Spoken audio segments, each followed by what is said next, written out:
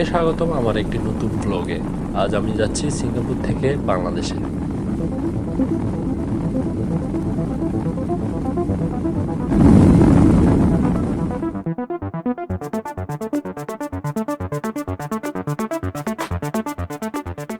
দেখেন, আমরা সিঙ্গাপুরের এয়ারপোর্টে বসে আছি আমার ব্যাগ অ্যান্ড ব্যাগেজ নিয়ে।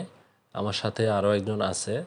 আমরা দুইজনে একই সঙ্গে কাজ করি এবং এখান থেকে আমরা ইউএস বাংলা এয়ারলাইন্সে 9 তারিখ 5:40-এ রওনা দিচ্ছি, আগস্টের 2024 সাল।